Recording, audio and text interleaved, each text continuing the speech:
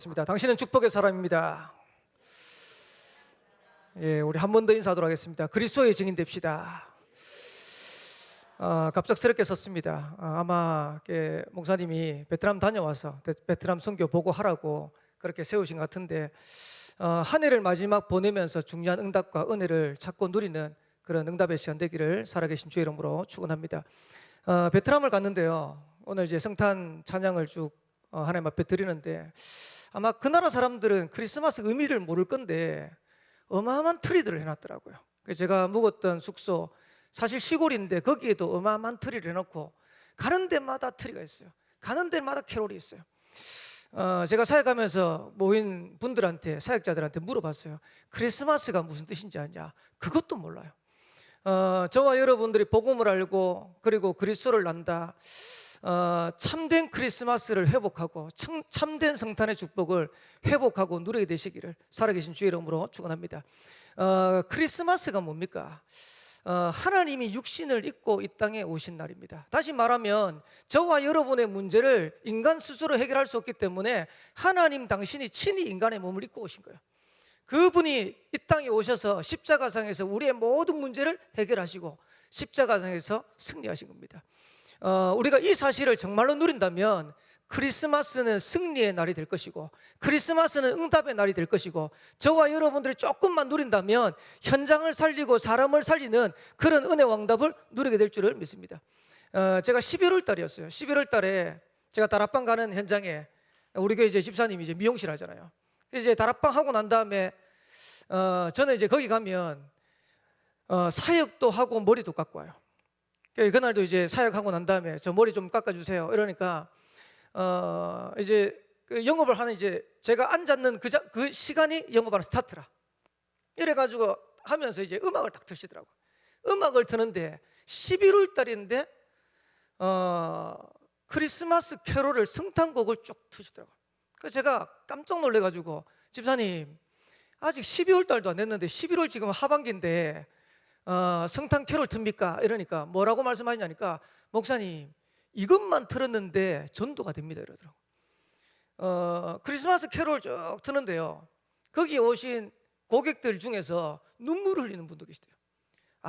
청년 때 내가 교회 다니면서 청년부도 있고 임원도 하고 신앙생활 했었는데 그러면서 과거에 여러 가지 얘기들 신앙생활 했던 이런 부분들 얘기하시고 그러면서 그분들한테 또 복음 전할 수 있는 기회가 되고 쉽게 말하면 우리가 올바른 복음에 대한 축복을 누리고 크리스마스에 대한 축복을 누려버리면 많은 사람들을 살릴 수 있어요.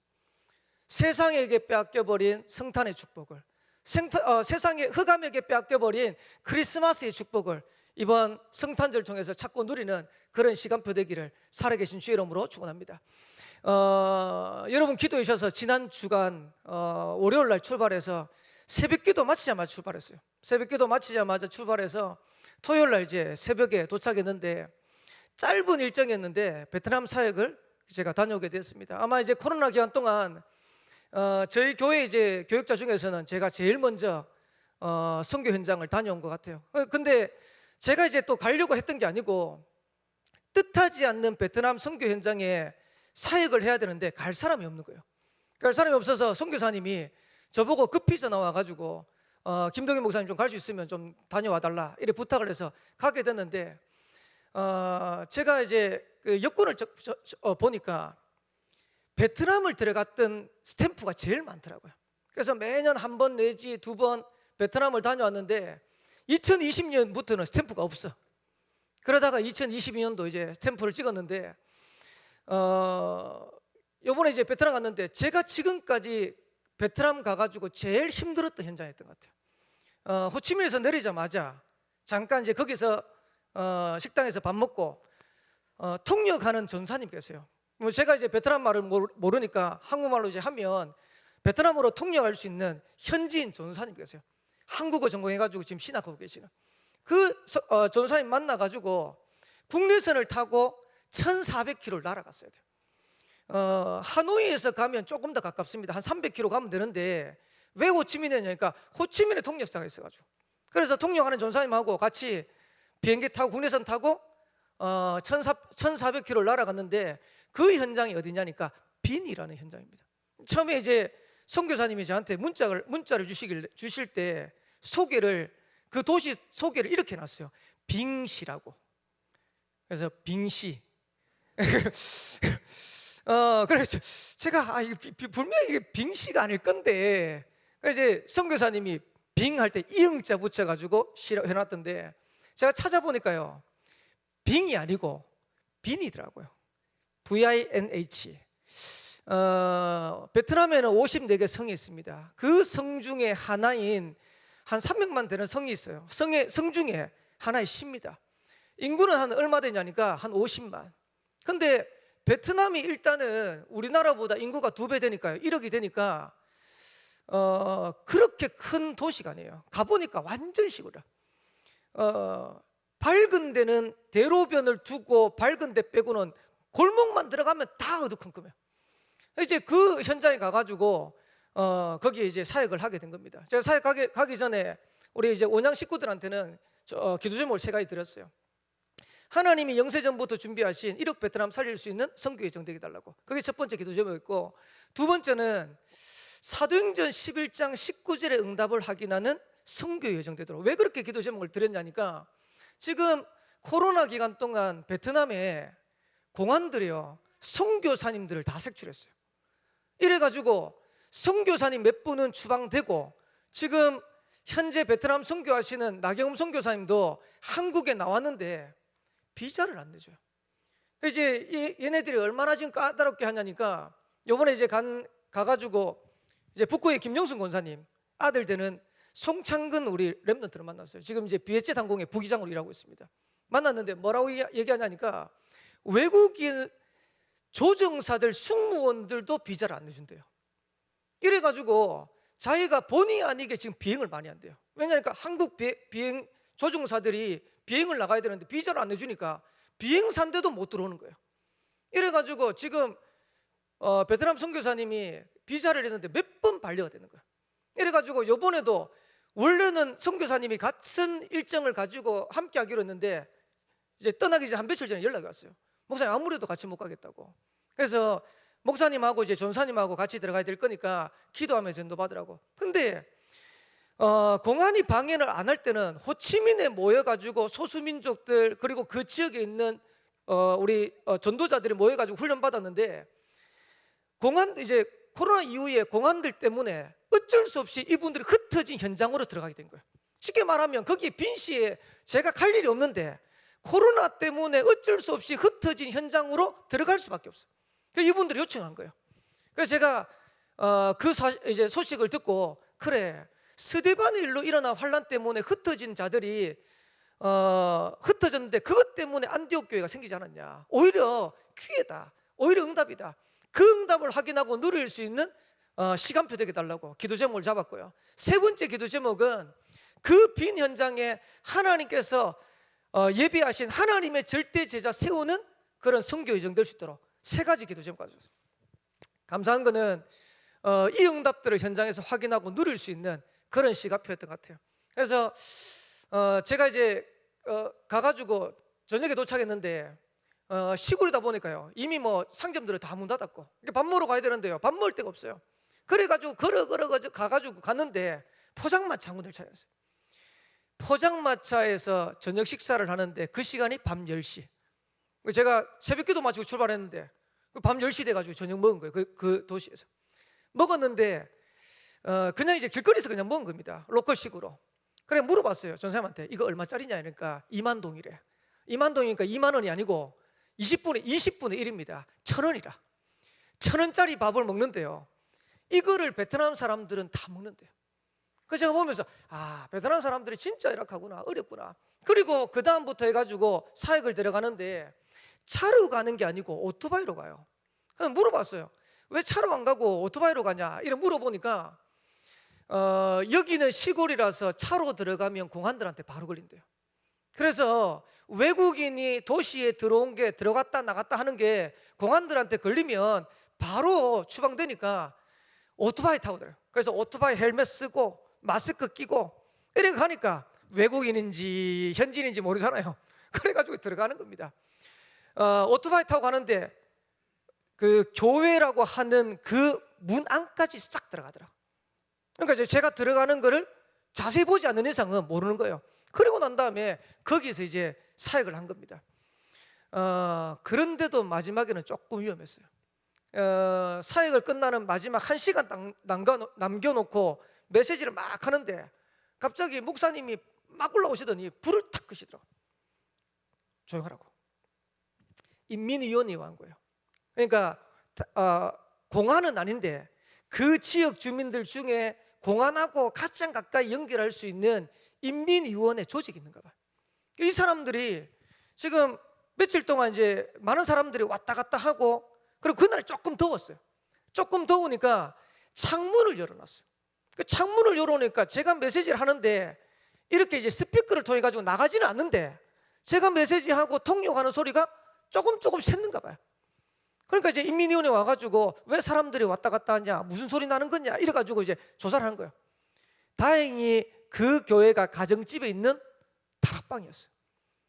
초대교회 마가 다락방이 아니고 베트남 핀시에 있는 다락방. 그래서 다행히 그 사건을 모면하고 사역을 마치고 인도받았는데, 제가 거기 이제 사역하면서 제일 첫 질문한 겁니다. 지금 한국과 베트남 전 세계 교회에 가장 심각한 문제가 뭐라고 생각하냐? 이분들도 이제 고민하는 문제일 수도 있고 아니면 전혀 아닐 수도 있는데, 저는 제 개인적으로 베트남을 살려고 하면 전도가 된다고 생각하거든요. 전도가 안 되는 거다 지금. 코로나 때문에 지금 교회가 문 닫고 성도들의 수가 줄어들고 점점점 어렵다. 그러면 1억 베트남 살려고 하면, 빈 현장 살려고 하면 성경적인 전도 운동 해봐야 된다. 이러면서 강의를 하루에 6시간씩 강의했어요. 저도 제가 가기 전에 하루에 6시간 제가 강의를 해본 적이 없거든요. 뭐 제가 전문 강사도 아니고 하겠나 싶은데 하루 6시간 강의가 되더라고요. 그것도 성령 충만하게 되더라고요. 끝나고 난 다음에 거기에 목사님 두 분이 참여하셨고 성도들, 전도사님, 사모님 이렇게 많이 참여는 안 했어요. 근데 거기에 한 목사님은 그 교회 자리를 내어주신 목사님이고, 한 목사님은 빈이 아니고 우리가 잘 아는 다낭 바로 옆에 호이안이라는 도시가 있어요. 호이안이라는 도시에서 거기까지 왔어요. 얼마 걸리냐? 저는 비행기 타고 갔는데요, 호이안에서 거기 빈 현장까지 오는데 600km랍니다. 600km를 그냥 침대 버스 타고 가시대요.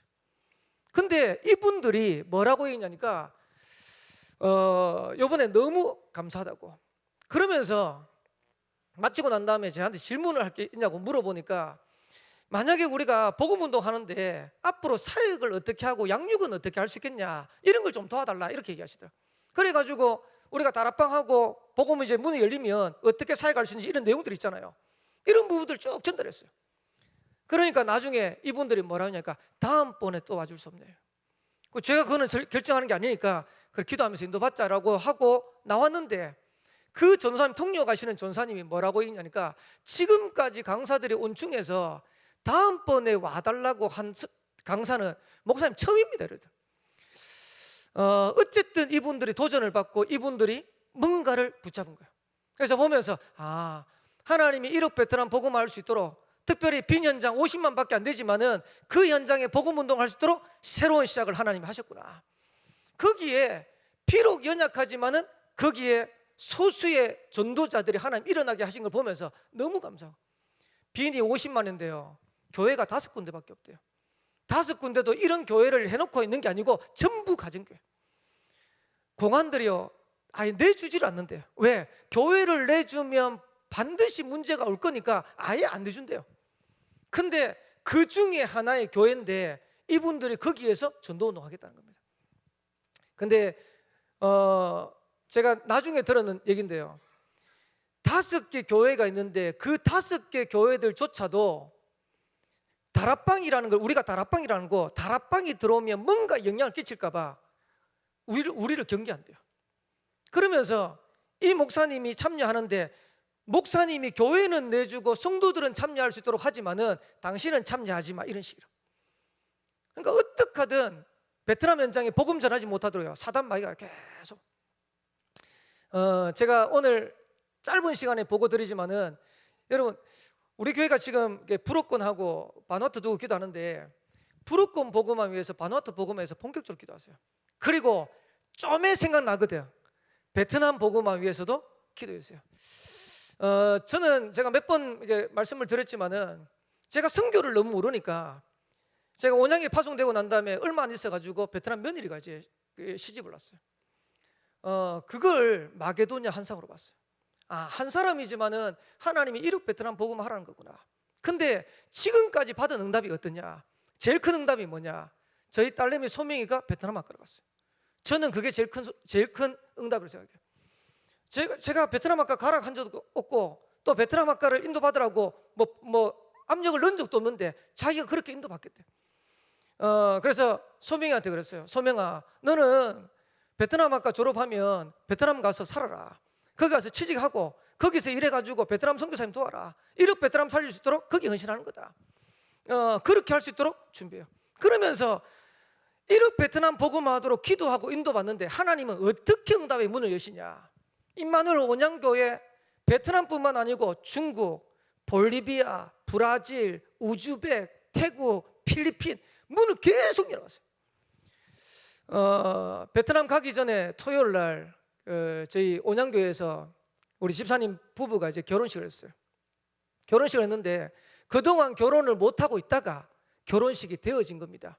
왜 그러냐? 다문화 가정 결혼하는 프로그램이 있었어요.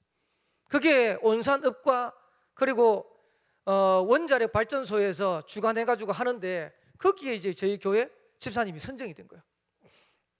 감사하죠. 그거 하는데도 캠프였어요. 이제 그 결혼식을 하는데 결혼 주례를 목사가 한다 그러니까요. 온산읍에 그걸 관련하고 있는 주사라고 그러더라고요. 저는 주사라는 명칭을 처음 들었는데 아마 이제 공무원 중에 5급 정도 되는 위치, 꽤 높은 위치. 그래서 이분이 이제 이걸 관장을 하는 거예요. 우리 사람을 부른 거예요. 처음에는 이제 다문화 가정이니까 김상희 전사님 사모님을 보냈는데 사모님이 연락이 왔어요. 집사람 보고 목사님 사모님이 좀 오셔야겠다고 가가지고 보니까요, 이 주사가 뭐라고 얘기하냐니까 자기는 무조건 교회가 싫대. 이유도 따지도 않고. 그래서 목사가 하는 거, 기독교식으로 하는 거 일단 반대라는 거예요. 그래서 우리 집사람이 그랬대요. 기독교식으로 안 하면, 목사님이 주례 안 하면 이 결혼식은 할 수 없다. 이러니까 어쩔 수 없이 이거는 진행을 해야 되니까 이분이 허락을 했어요. 감사한 거는 토요일 날 결혼식 하는데 끝나고 난 다음에 주사님의 반응입니다. 제가 인사를 했거든요. 목사님 진짜 감사합니다 하면서 90도로 인사를 하더라고요. 그리고 그 다음에 집사람이 찾아갔는데 집사람한테 얼마나 호의적으로 얘기를 하는지. 지금 1억 베트남 두고 기도하는데 하나님께서 2375종에 살릴 수 있는 응답의 문들을 계속해서 열어가시고요. 그러면서 온양 온산 서생 안에 다민족 현장 살릴 수 있는 응답의 문들을 계속해서 열었어요.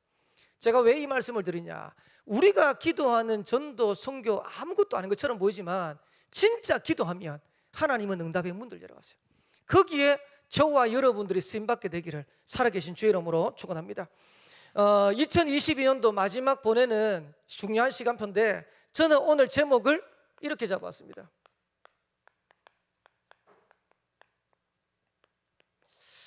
한 해를 마지막 보내는데 우리에게 필요한 게 뭐냐? 결산이 돼야 될 거 아닙니까?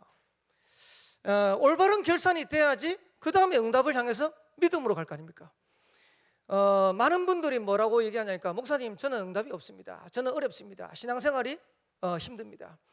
근데 잘 생각해 보세요. 안 되는 사람에게는 안 되는 이유가 반드시 있어요. 또 반대로 어떤 사람은요 응답을 계속해서 받아가요. 그러면 되는 사람에게는 반드시 되는 이유가 있어요.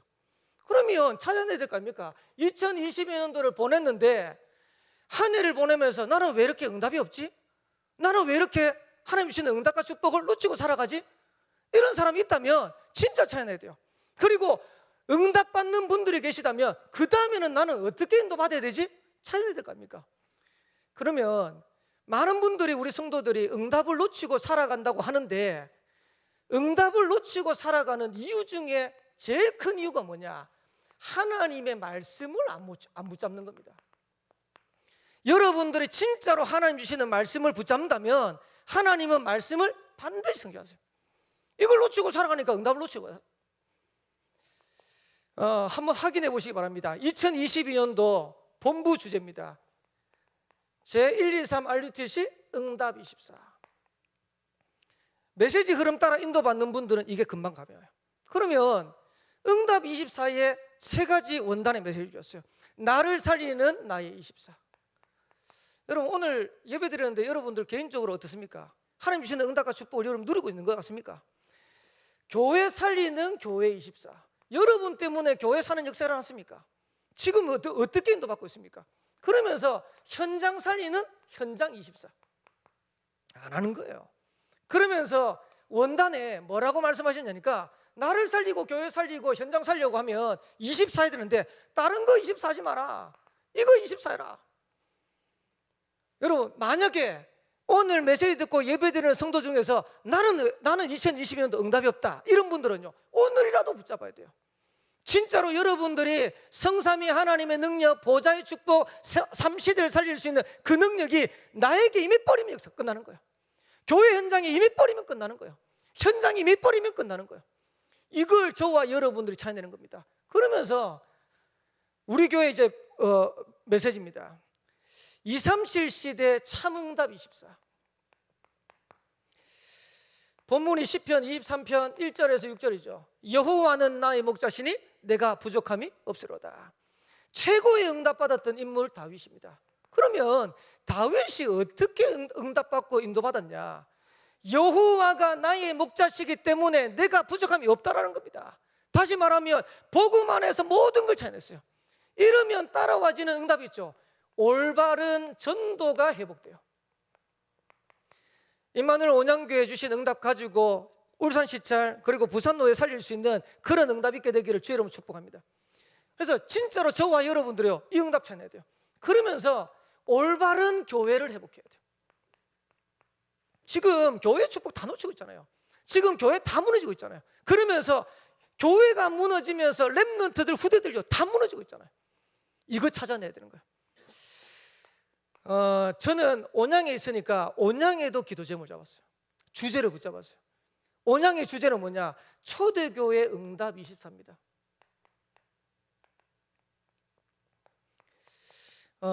올 한해 이제 시작하면서 임마누엘 온양교회가 제2의 시작을 해야 되는데 어떻게 인도받을 거냐? 거기에 원래 이제 3월 달부터 재정 독립을 시작했어요. 재정 독립을 시작하는데 여러 가지 이제 뭐 불신앙 될 수밖에 없는 조건들 이런 부분이 있는데요. 감사한 거는 초대교회 응답 24 이 언약을 붙잡고 사도행전 2장 1절에서 47절인데 이거 붙잡고 인도받는데요. 하나님은 경제도 응답하였어요. 어떻게 하셨냐? 3월 달부터 이제 재정 독립을 하는데요. 저희는 이제 뭐 당회가 없으니까 중직자 전도 개혁이라고 해가지고 매월 첫째 주에 모여요. 그러면 본교회 당회 때 나가는 그 내용들 가지고 전체 본부 진행되는 거 그리고 본교회 진행되는 거 이런 거 같이 하고 또 그러면서 이제 우리 교회 진행할 거 그리고 한 달 동안 인도받았던 이제 회계 보고 3월 달부터 5월 달까지 하는데요. 계속 마이너스가 나는데 제가 보니까 한 200만 원씩 300만 원씩 마이너스 나요. 이제 뭐 본교회 재정으로 봤을 때는 그게 큰 돈이 아닌데 온양교회 재정으로 봤을 때는 200만 원, 300만 원 이게 큰 돈이라. 그러니까 이제 이런 문제가 오니까 제일 딱 제가 보니까 제일 불신앙할 만한 대상이 누구냐니까 재정 맡은 분들이야. 그래서 제가 중직자 전도기획 하면서 그랬어요. 이거는 결국은 숫자일 뿐이다. 하나님이 여기에 역정케 하시면 얼마든지 경제 축복도 누릴 수 있다. 근데 신기하죠. 5개월 지나고 6개월 딱 되는데 하나님이요 진짜로 이게 우리가 생각해도 있을 수 없는 하나님의 방법으로 경제 축복을 딱 하시는 거예요. 그러니까 재정 보던 이제 집사님하고 이제 안수 집사님하고 권사님 계시는데 재정 보던 분들이 재정 보다가 눈물을 주고 흘린 거예요. 그리고 재정 보시던 안수 집사님은 뭐라고 고백했냐니까 아 이거 사람 볼 거 아니네. 진짜 하나님 아시네. 쉽게 말하면 개인 한 사람 한 사람 뭐가 의지가 되는 게 아니고 하나님이 역사하신 게 딱 보이는 거예요. 하나님이 경제도 축복하세요. 그리고 제가 지난주인가 지지난주인가 이상호 장로님하고 이제 잠깐 이제 통할 일이 있었어요. 통화하는데 이상호 장로님이 뭐라고 얘기하시니까 원래 본교의 세 가족이 30명 정도 등록했대요. 제가 그 얘기를 다 하고 이상호 장로님한테는 말씀드린 거 아닙니다. 제가 온양교회 딱 보면서 온양교회 원래 20명 넘게 등록했는데요. 전도가 안 된다고 코로나로 어렵다고 하는 그 시기에 하나님은 전도되는 문들을 계속 열었어요. 초대교회 응답대로요 전도의 문도 열었어요. 그 정도가 아니고 하나님이 세계복음할 수 있는 응답의 문들을요 본격적으로 열었어요. 아까도 말씀드렸지만 베트남, 중국, 볼리비아, 멕시코 이게 상상치도 못하는 방법으로 계속 온산에 가면 237을 다 관장하는 다누리 협회라고 있어요. 이 다누리 협회 대표되는 분이 외국에서 어떤 이제 다문화 가정이 오거나 그리고 외국에서 우리말로 하면 티시켓 아이가 오면 항상 우리 교회에 연락와요. 좀 맡아줄 수 없냐, 그리고 한국어 좀 가르쳐 줄 수 없냐. 처음에 2명으로 시작했던 지금 티시켓 학교는요 지금 자리가 없어요. 하나님이 그렇게 응답의 문을 열었어요. 그러니까 이걸 누가 보냐니까 성도들이 다 보는 거예요. 아, 하나님은 우리에게 말씀 주시고 그 말씀을 성취해 가시는 거구나. 지금 우리가 왜 응답이 없냐니까 이걸 놓쳐서 그래요. 우리가 대단하게 뭘 안 해서 그런 게 아니고 하나님은 저와 여러분의 걸음걸음 삶의 현장에 응답하시는데 이걸 놓치고 있으니까 다 놓치는 거예요. 오늘 결단하셔야 됩니다. 2023년도 어떻게 응답 누릴 겁니까? 말씀 붙잡을 준비하셔야 돼요. 그래서 지금 응답받을 성도들은 원단 메시지를 딱 기도하셔야 돼요. 응답받을 성도들은 2023년도 우리 교회 주실 메시지를 딱 기도하셔야 돼요. 왜 그러냐? 그게 우리 성도들이 현장에서 응답 누릴 이정표라. 이거 가지고 가는 거예요. 그러면서 2003년도 진짜 승리해야 될 거 아닙니까? 그러면 지금 뭐 준비해야 됩니까? 2023년도에 응답 누릴 수 있는 믿음부터 준비해라. 분명한 것은 우리가 하나님의 자녀가 맞고 전도자가 맞으면 하나님이 책임지십니다. 로마서 8장 31절에서 39절에 보면 바울이 로마 교회에게 이렇게 표현하고 있습니다. 31절에 하나님이 우리를 위하시면 누가 우리를 대적하겠냐. 하나님이 우리를 위하시는데, 그러면서 32절에 뭐라고 했냐니까 아들도 내주신 네가 어찌 우리에게 모든 것을 주시지 않겠냐. 독생자 아들 예수 그리스도를 주셨는데 하나님께서 모든 걸 주시지 않겠냐. 그러면서 33절에 보니까 의롭다 하시는 분은 하나님이시니 누가 우리를 중재하겠냐. 저와 여러분들이 된다 안 된다 이거 착각하는 거는요 눈에 보이지 않는 사단마귀에 다 속는 거예요. 되면 얼마나 되고 안 되면 얼마나 안 됩니까? 그것 가지고 사단마귀가 계속 속는 거예요. 누가 우리를 정죄하겠냐. 하나님이 우리를 의롭다 하셨는데. 그리고 35절에 보면 이렇게 얘기했죠.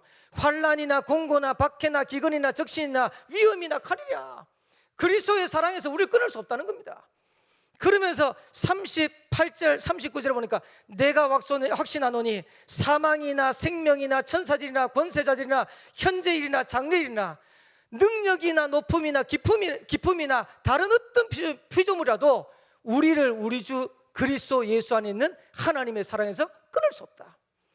그 말은 무슨 말이냐. 하나님의 자녀 전도자를 하나님은 책임지세요. 이거 믿으셔야 돼요. 저는 하나님의 자녀된 전도자 된 저를 하나님 책임진다고 확신합니다. 그리고 우리 교회가 전도운동하는 교회가 맞다면 하나님은 책임지시는 겁니다.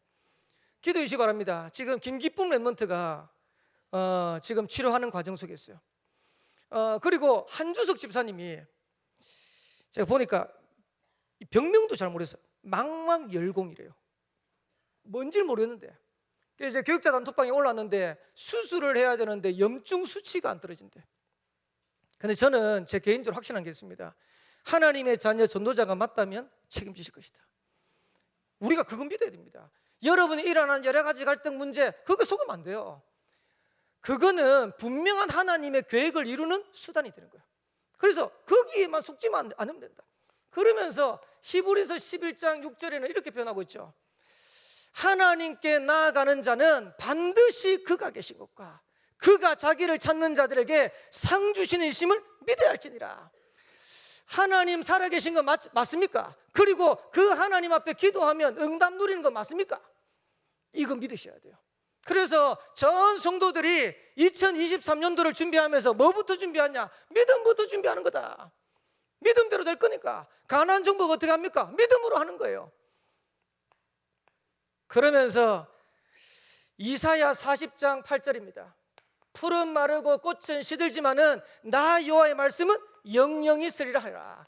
하나님의 말씀은 반드시 성취될 거니까 그거 믿는 믿음입니다. 이 믿음 준비하셨어요. 더 중요한 게 있습니다. 우리가 믿음을 가지고 있다면 그 다음에는 여기에는 헌신이 따라야 돼요. 무슨 말이냐? 홍해는 갈라놓고 건너겠지만은 여호수아 3장에 보니까 요단입니다. 요단은 언약궤 맨 제사장의 발이 요단에 닿을 때 갈라졌어요.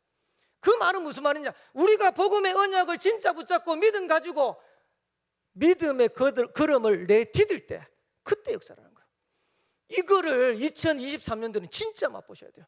그러면서 여호수아 6장에도 똑같죠. 여리고 무너뜨리는데 하나님 방법이 뭐냐? 여리고를 돌아라는 겁니다. 쉽게 말하면 하나님이 여리고를 무너뜨릴 수 있잖아요.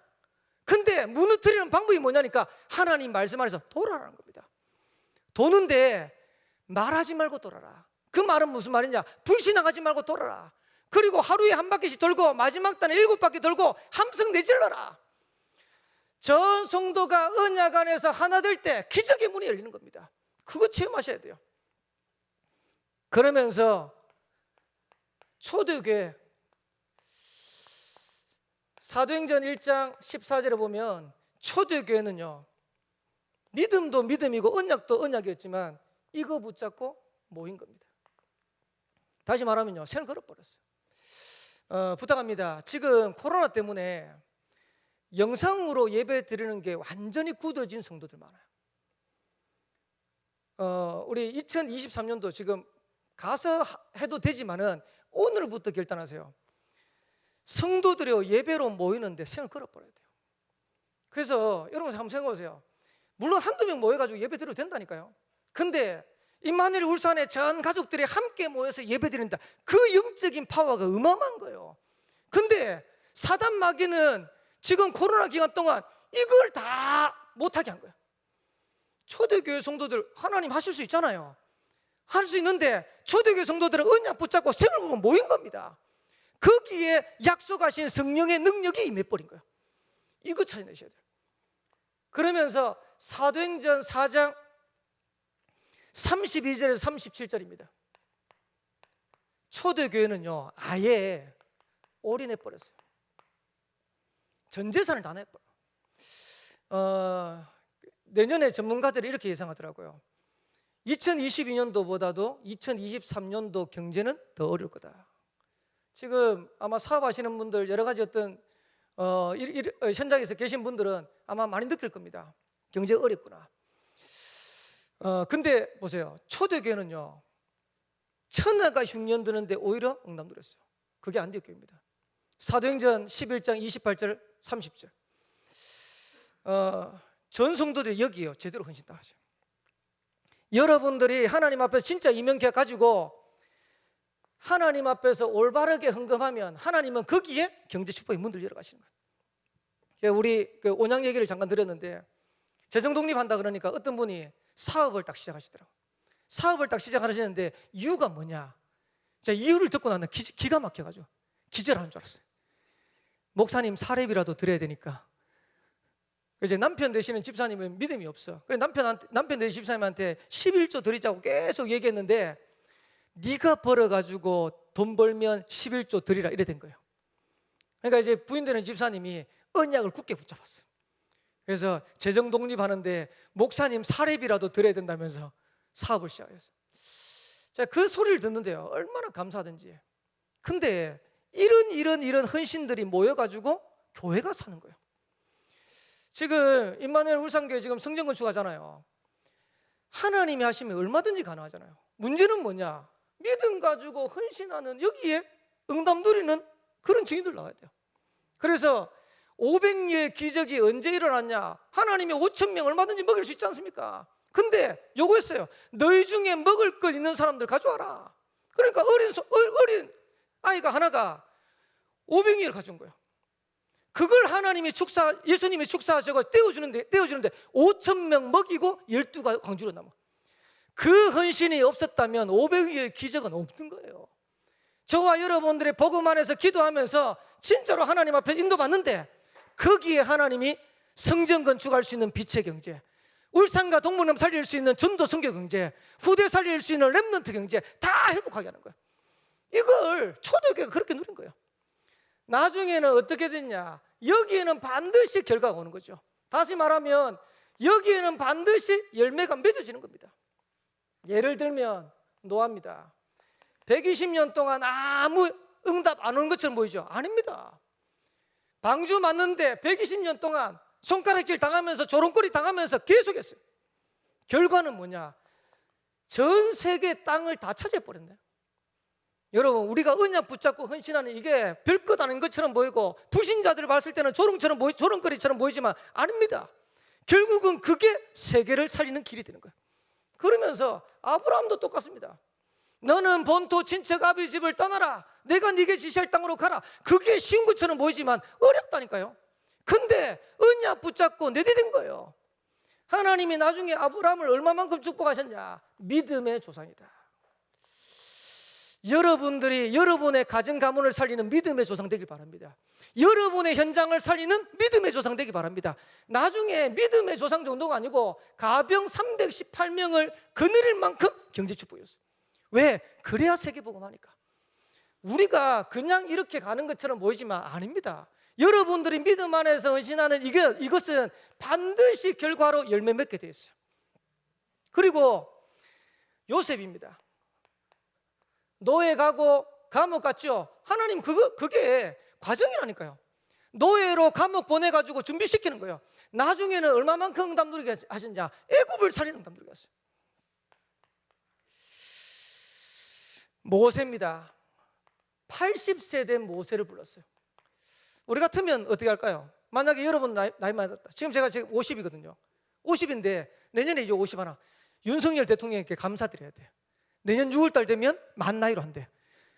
그래서 제가 지금 50 하나인데요. 내년 6월달 되면 49이 돼. 와, 그래 50대 갔다가 40대 내려오고 막 이런 식이라. 근데 제가요 50대인데도 어떨 때는 렘넌트하고 뛰려고 하니까 체력이 붙인다 이런 생각이 들 때도 있다. 더 늙기 전에 내가 렘넌트하고 뛰어야겠구나 이런 생각이 들어요. 근데 80이에요. 충분히 불신앙할 만도 하죠. 나는 못합니다. 내가 누군가인데 하며 나는 말도 못하고. 그때 하나님 하신 말입니다. 네가 하는 게 아니고 내가 가서 보내서 했다 그래라. 그리고 말 못한다 하니까 네 입 누가 지었냐.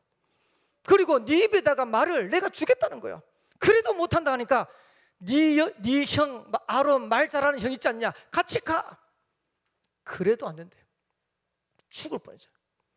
근데 그 모세가 80세에 딱 결단하는데 하나님은 출애굽의 기적을 일으키는 주역되게 하셨어요. 저와 여러분들이 안 될 수밖에 없는 조건들 많죠. 우리 교회가 지금 성전 건축해야 되는데 안 될 수밖에 없는 조건들 많죠. 하나님은 믿음으로 가능케 하실 줄 믿습니다. 단순하게 우리가 허황되게 믿지 않은 게 아니고 하나님의 언약이 가나안 정복이 맞으면 그 언약을 성취시키고 하시는 거예요. 우리 교회가 붙잡은 울산과 동북남 이 언약이 맞으면 하나님은 그 언약을 성취시키고 하는 거예요. 그 언약 안에서 이런 분들이 나와야 돼요. 그리고 그 결과가 반드시 일어나게 됐어요.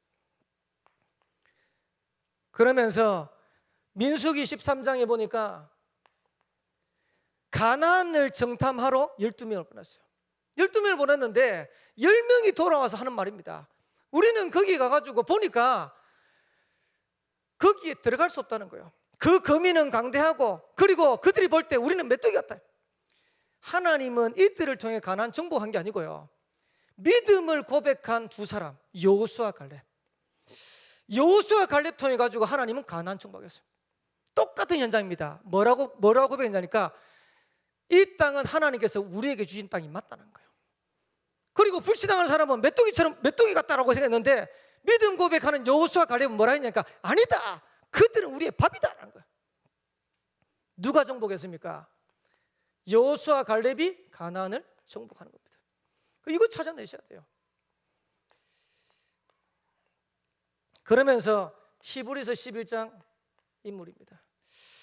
히브리서 11장 38절에 보니까 이런 사람을 세상이 감당치 못한다.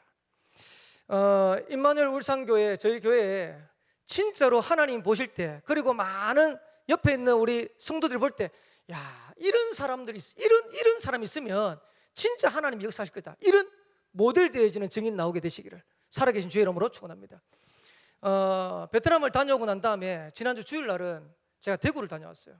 대구를 왜 다녀왔냐니까 저희 아버지가 75세가 되어서 장로 은퇴식을 했어요. 장로 은퇴식을 하는데 장로님 두 분, 권사님 한 분이 은퇴식 하는데 저희 아버지는 장로로 은퇴하시면서 원로 장로로 추대가 됐어요.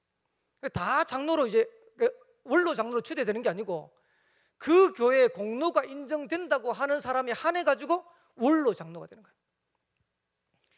거예요. 제가 대구 와서 이제 그 은퇴식 하는 이제 그 예배를 드렸는데요. 눈물을 몇 번 흘렸어요. 얼마나 은혜가 되는지. 저희 아버지 자랑이 아니고요. 저는 우리 교회에 이런 믿음의 중직자 일어났으면 좋겠어요. 제가 제 동기들을 하고 이제 있었는데 어릴 때 같이 이제 신앙생활했던 우리 동기들이요. 지금 교회에 없어요. 왜 없냐? 그 부모님들은 전부 다 불신앙이었어요. 제가 알거든요. 교회에 대해서 이런저런 얘기하고 목회자에 대해서 이런저런 얘기하고 하도 얘기하길래 저희 어머니한테 그랬어요. 어머니, 권사님들 모이면 그런 것밖에 할 얘기가 없습니까? 좀 제발 좀 그런 얘기 좀 하지 말라고. 그리고 어머니는 그런 얘기 하더라도 어머니는 절대 그런 얘기 하지 말라고. 한 번도 저희 아버지한테서 교회에 대한 불신앙을 들어본 적이 없어요. 쉽게 말하면 저희 저는 세상에서 막 방황하고 복음 제대로 모르니까 방황할 때 있었는데 아버지는 항상 믿음을 전달했어요. 그러면서 교회를요 보이지 않게 묵묵히 헌신했어요. 한 번은 저희 가정에서 목사님 모셔가지고 신방을 하는데 저희 아버지를 이렇게 표현하시더라고요. 김원만 장로님은 갈렙 같은 분이래요. 전부 다 여호수아 되고 싶어 하는데 갈렙처럼 보이지 않게 교회 안가 밖에서 헌신하는데 지금까지. 어떨 때는요 어느 정도냐니까 제가 대구에서 이제 한 번씩 가면 많이 못 가잖아요. 명절 때 한 번 가고 뭐 어떨 때 이제 부모님 생신 때 가고 이러잖아요. 그러면 분명히 아들 오는 거 아는데 손주들 오는 거 아는데 할아버지 할머니들 전부 다 손주 보고 싶어 다 기다리잖아요. 가면 안 계셔. 그럼 어디 가셨냐 이런 물어보면 교회 행사하고 난 다음에 그거 정리한다고 제일 마지막에 오시는 거예요. 그리고 교회 안에 연약한 자들 병든 자들 있으면요 그분들 신방하고 오신다고 아들 왔는데도 늦게 오세요. 제가 아버지한테 말씀은 못 드렸지만 그래서 제가 은퇴하기 전에 제가 아버지한테 여쭤봤어요. 아버지는 42년 동안을 교회를 섬기면서 목사님에 대해서 교회에 대해서 힘들었던 적 없습니까? 이렇게 물어봤어요. 여쭤봤어요. 그러니까 저희 아버지가 딱 한마디 얘기하시더라고요. 왜 힘든 게 없었겠냐? 힘든 게 있었다는 거예요. 힘든 게 있었는데 한 번도 불신 안 했어요.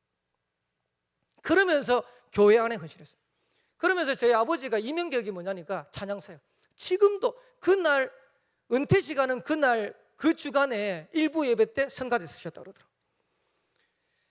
그러더라고요. 성가대 하면서 후배들을 길러냈는데 그 안에서 교회 성가대 5개를 만들었어요. 성가대 지휘자들을 다 만들었어요. 아마 이제 우리 김찬호 우리 랩런트는 잘 알 겁니다. 유럽에 이제 집회하거나 아니면 랩런트 대회 이렇게 하면 유럽의 성악가 한 사람이 특송을 자주 해요. 심윤성이라고 독일에 있는 성악가예요. 성악가인데 그 심윤성 장로님이거든요. 그 심윤성 장로님이 저희 모교회 출신이라. 근데 아버지가 음악 할 수 있도록 뒤에서 민 거예요.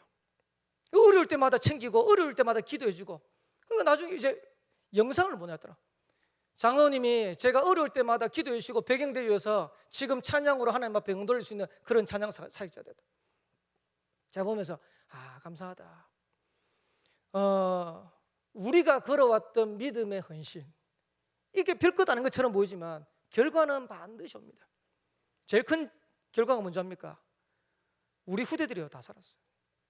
저뿐만 아니고 저희 동생들 교회 안에 전부 중직자예요.